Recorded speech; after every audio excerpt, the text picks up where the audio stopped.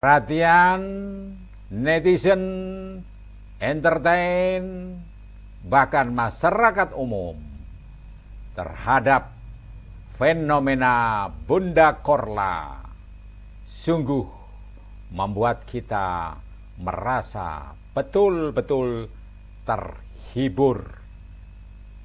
Bagaimana seorang yang dulu pernah beraktif ria di dunia entertain atau hiburan atau seni peran di Indonesia, kemudian akibat peristiwa 98 yaitu Mei 1998 dia harus meninggalkan tanah air Indonesia ke Singapura, lantas kemudian terbang ke Jerman untuk membanting tulang, memeras keringat, bekerja di sana sebagai seorang pelayan kasir pramusaji di McDonald Hamburg, Jerman. Nah, untuk kemudian dengan kesederhanaannya dan kepolosannya dia menghibur seluruh netizen di tanah air, bahkan dunia, oleh karena followernya di Instagram dan TikTok ya bahkan melampaui bintang dunia Justin Bieber.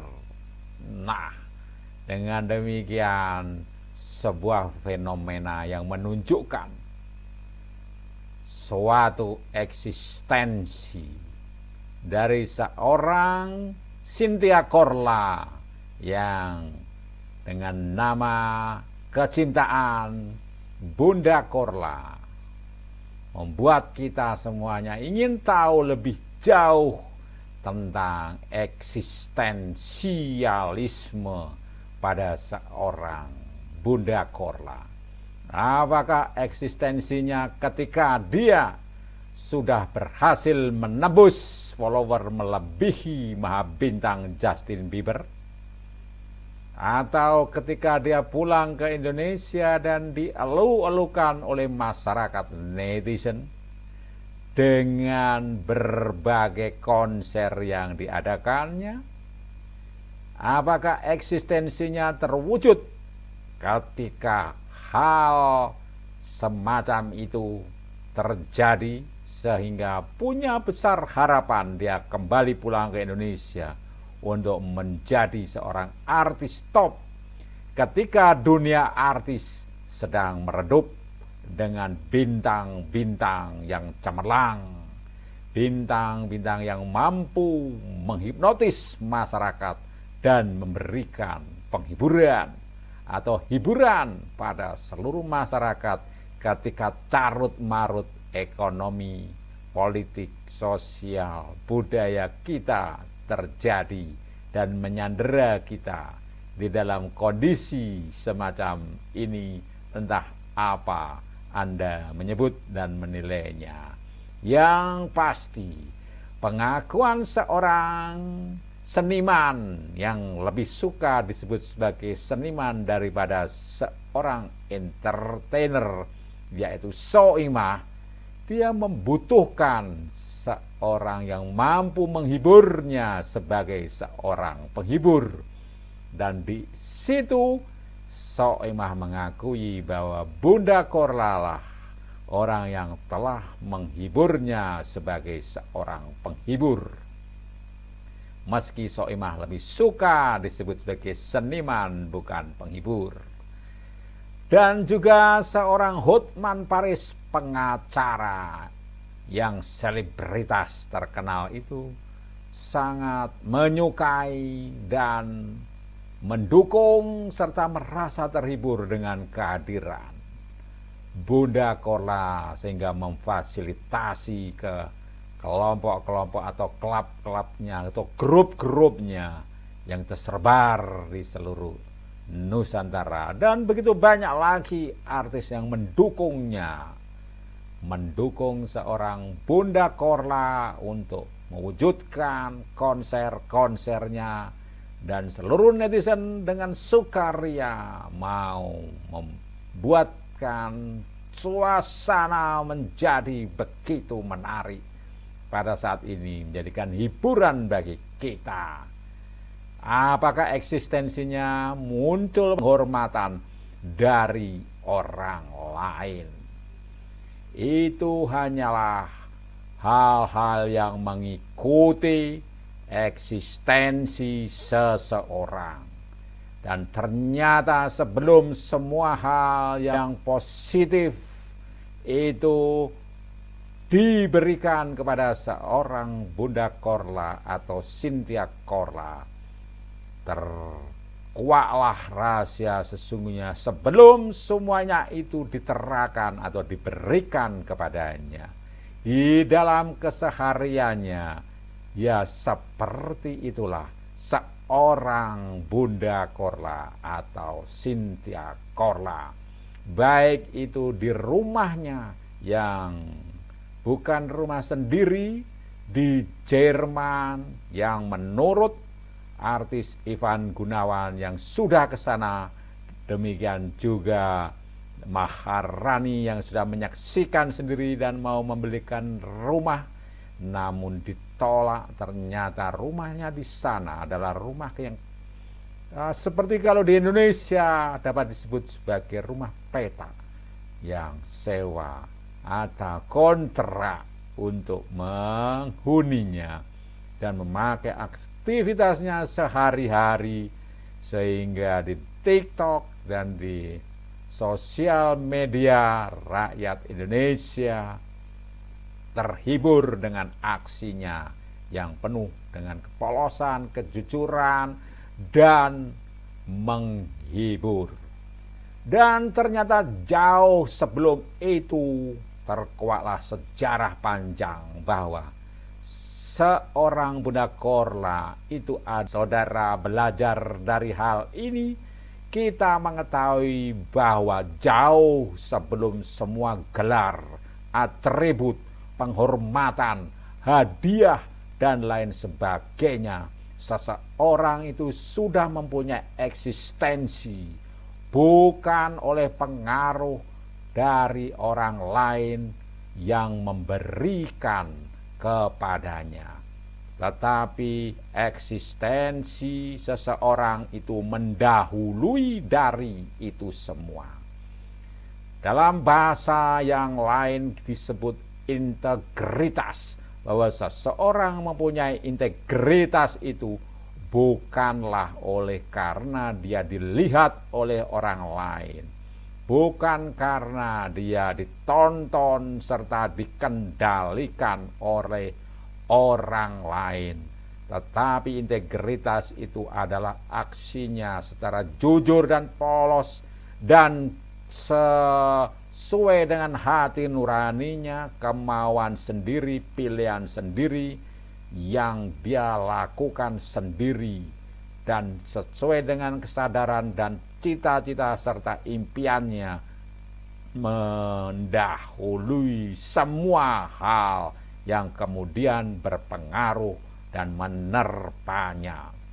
Oleh karena itu, mengingat suatu perjuangan panjang dari seorang entertain, seniman hiburan, kita yang demikian, kita patut bersyukur di mana kita dapat bercermin kepada diri sendiri bahwa eksistensi seseorang tidaklah dipengaruhi oleh atribut yang diberikan oleh orang lain.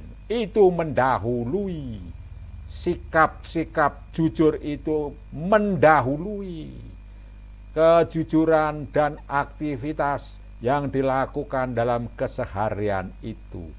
Itu mendahului semua atribut yang diberikan kepadanya.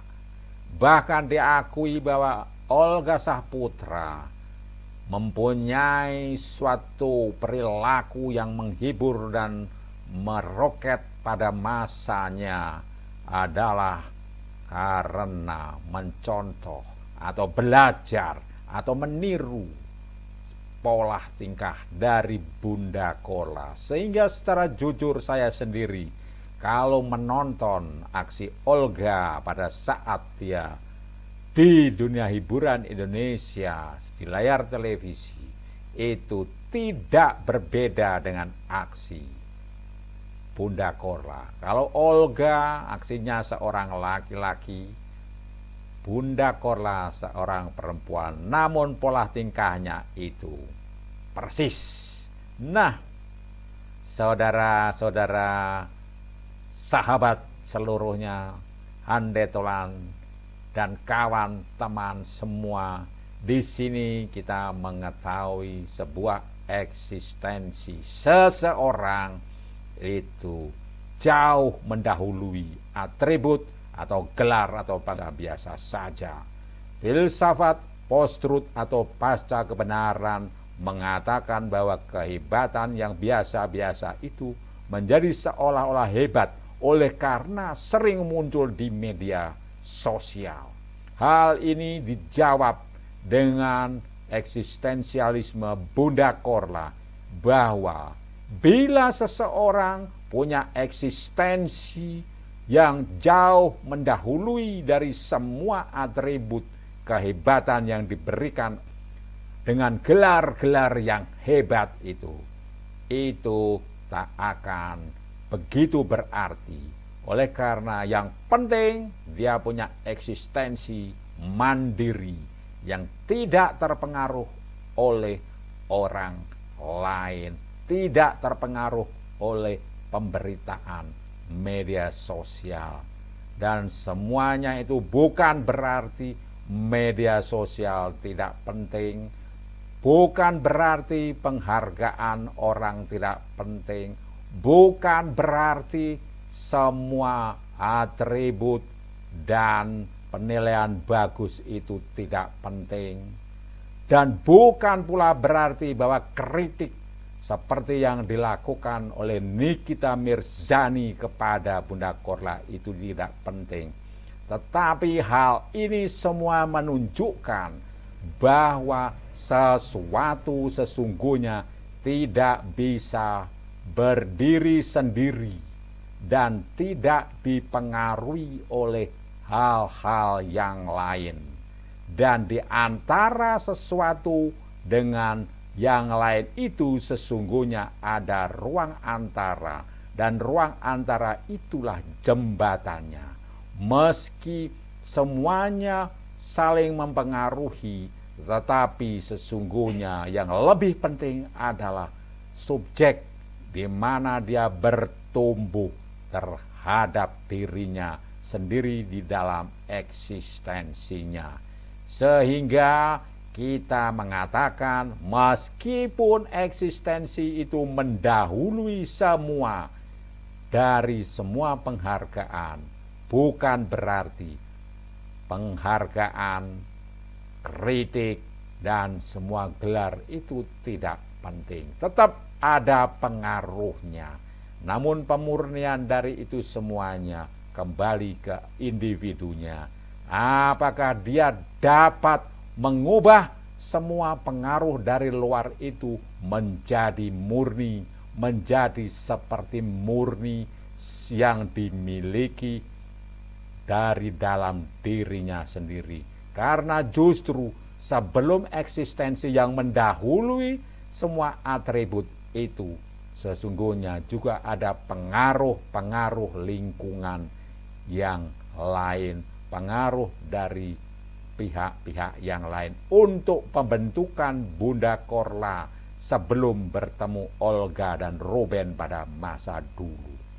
Jadi dengan demikian sekaligus kita dapat menjawab suatu kritik yang sangat tajam diberikan oleh Nikita Mirzani tentang Bunda Korla yang dianggapnya tidak sesuai dengan apa yang dipikirkan oleh Nikita Mirzani ketika Bunda Korla dianggap berubah, oleh karena di dalam pernyataan sebelumnya dikatakan Bunda Korla tidak butuh uang, tidak butuh macam-macam, dia hanya menghibur.